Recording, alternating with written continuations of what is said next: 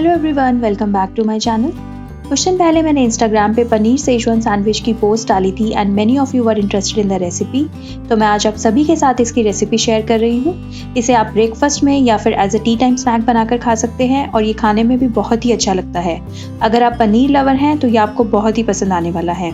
इसे बनाने के लिए आपको इन सब चीज़ों की ज़रूरत होगी और ये सभी डिटेल्स आपको डिस्क्रिप्शन बॉक्स में मिल जाएंगी। तो रेसिपी स्टार्ट करेंगे हम पनीर को मैरिनेट करने से। यहाँ पे मैंने पनीर को क्यूब्स में कट कर लिया है और फिर इसमें मैं ऐड कर रही हूँ चिंग्स की सेजवान सॉस। अगर आपको किसी और ब्रांड की पसंद है तो आप वो भी यूज़ कर सकते हैं। इसको अच्छे से मिक्स कर देंगे और फिर इसे 10 से 15 मिनट के लिए मैरिनेट होने के लिए रख देंगे।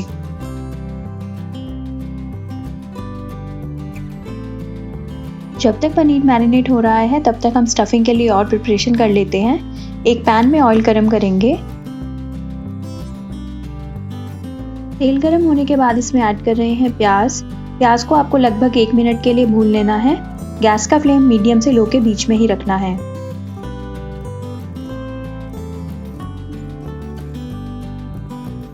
प्याज को हल्का सा भून लेने के बाद हम इसमें डाल रहे हैं शिमला मिर्च।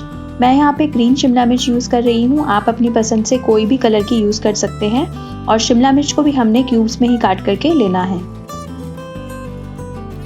अब इसमें जाएंगे कुछ बहुत ही बेसिक मसाले जैसे नमक, काली मिर्च और ऑरिगेनो की जगह आप मिक्स्ड हर्ब्स का भी यूज़ कर सकते हैं। इन चीज़ों से इसमें फ्लेवर बहुत ही अच्छा आता है। फिर इन्हें भून लेंगे हल्का सा सॉफ्ट होने तक। एकदम सॉफ्ट नहीं करना है इन दोनों चीज़ों को, हल्का सा क्रंच इन सब्जियों में रहना चाहिए ताकि ये सैंडविच में बहुत ही अच्छी लगती हैं। अगर आपको क्रंच पसंद नहीं है तो आप इन्हें एकदम सॉफ्ट भी कर सकते हैं। फिर हम इसमें ऐड कर रहे हैं मैरिनेट किया हुआ पनीर। गाइज, अगर आप मेरा वीडियो पहली बार देख रहे हैं तो प्लीज़ मेरी और भी रेसिपीज़ को चेकआउट करें और अगर आपको पसंद आती है तो प्लीज़ कंसिडर सब्सक्राइबिंग। फिर इन सभी चीज़ों को एक अच्छा सा मिक्स दे दें और 1 से 2 मिनट के लिए और कुक होने दें।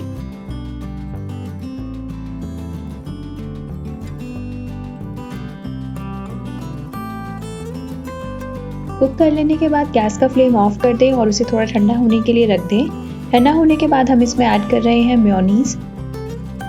मेयोनीज़ की क्वांटिटी आप अपने अकॉर्डिंग कम या ज़्यादा कर सकते हैं, जितनी भी आपको पसंद है, लेकिन थोड़ी सी ज़रूर ऐड करें। इससे स्टफिंग को एक क्रीमी सा टेक्सचर मिलता है जो कि सैंडविचेस में बहुत ही यम्मी लगता है। इन सभी चीज़ों को मिक्स कर लें और आपकी स्टफिंग बनकर तैयार है। अगर आप मेरी कोई भी रेसिपी ट्राई करते हैं तो अगर पॉसिबल हो तो प्लीज़ मेरे साथ इंस्टाग्राम पे पिक्स ज़रूर शेयर करें। It really makes me happy और मैं आपकी दी हुई सभी पिक्स को वहाँ पे हाईलाइट भी करती हूँ। अगर आप इंस्टाग्राम पे नहीं हैं तो फेसबुक पेज पे भी आप मेरे साथ ये सब शेयर कर सकते हैं। तो चलिए अब स्टार्ट करते हैं सैंडविचेस की असेंबलिंग। ब्रेड्स पर पहले बहुत ही पतली लेयर में बटर स्प्रेड करना है।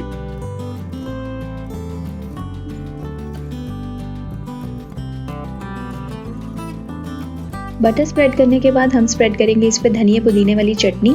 अगर आपको नहीं पसंद है तो आप स्किप कर सकते हैं, लेकिन इससे सैंडविचेस में बहुत ही अच्छा फ्लेवर ऐड होता है।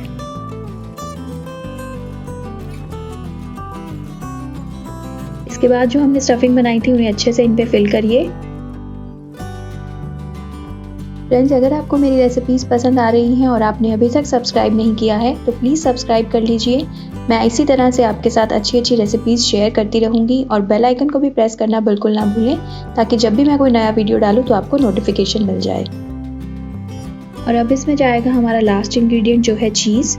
मैं यहाँ पे ग्रेटेड चीज़ यूज़ कर रही हूँ। मोज़रेला चीज़ है ये। आप कोई भी अपनी पसंद का चीज़ यूज़ कर सकते हैं या फिर चीज़ स्लाइस भी आप इसमें यूज़ कर सकते हैं।